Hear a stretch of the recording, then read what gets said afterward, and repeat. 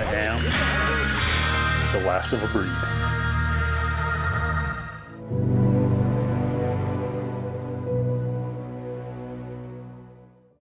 One of the biggest things when you're hunting the Rocky Mountains like this is what's in your day pack. You want to keep it light because you're usually hiking a lot, but you want to make sure that you have all the essentials to where if you get stuck, you are capable of staying out a night or 2 nights and being able to survive, not freeze to death. Make sure you have plenty of water. So I'm going to go through and show you right here what I have in my day pack. First, and probably most important, is having the right bag that is comfortable and fit for you. I love these SJK bags. They fit me.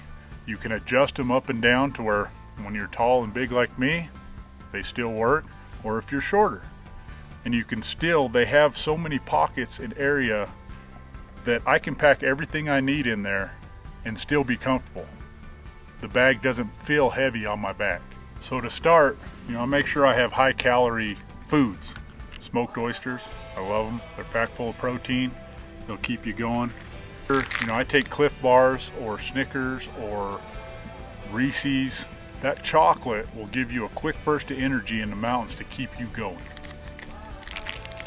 And my favorite, I love some little fruit snacks. Just a sugar will save your bacon when you're trying to chase that big bull elk. Like I mentioned before, you want to make sure you have plenty of water. Me personally, I know where to get water in the mountains without getting sick. Now that's real spring water. The rule of thumb when you're out in the high country or pretty much anywhere, if water runs through gravel or moss for 50 feet, it's purified. Now you're still gonna have little granules of dirt, stuff like that, but I've used that and I have never gotten sick.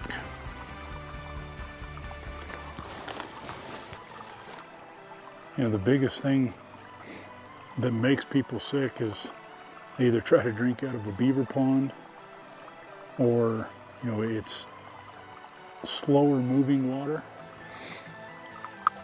You want to make sure that water is moving at a pretty good pace. You want to make sure that there's a very little chance that there's anything dead or beavers anywhere close to the water source.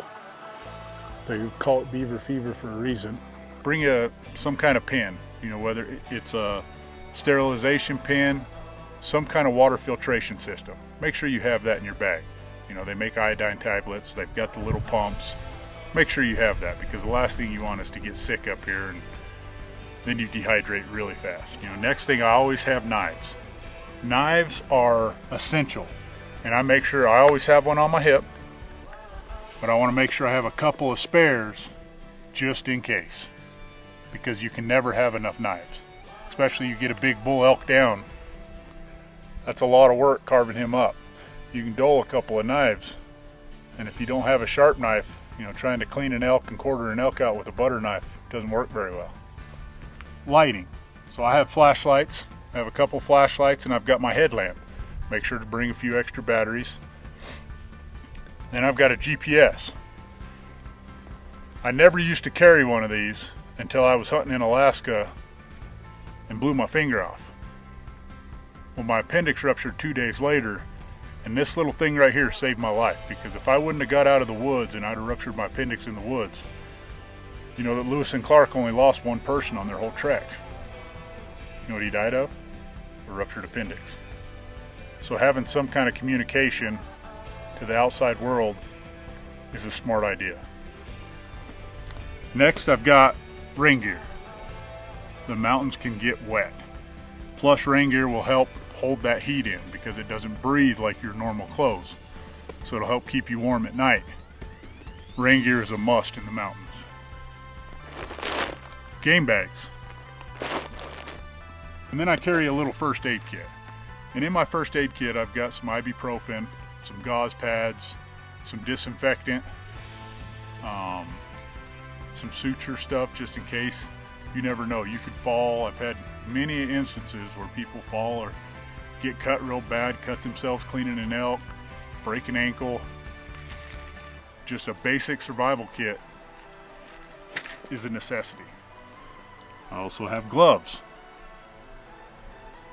Nothing more miserable than having frozen hands or wet feet. You know, these gloves here are actually full bison wool. You can find them on my website. I love them. They're breathable, they keep you warm, and they actually repel water fairly decent. I also have socks. And this is buffalo wool as well, which keeps you nice and toasty.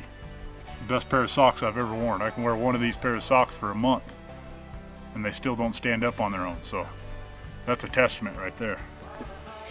I always have binoculars with me. You can't see, or you can't kill what you can't see. And then specific to elk hunting, your elk calls. So you look here, I've got numerous different, you don't need this many calls, but I've got numerous different reed calls, I've got diaphragm calls, and I've got my bugle tube. I'm ready for whatever them elk throw at me. The last thing I want to talk about is layers.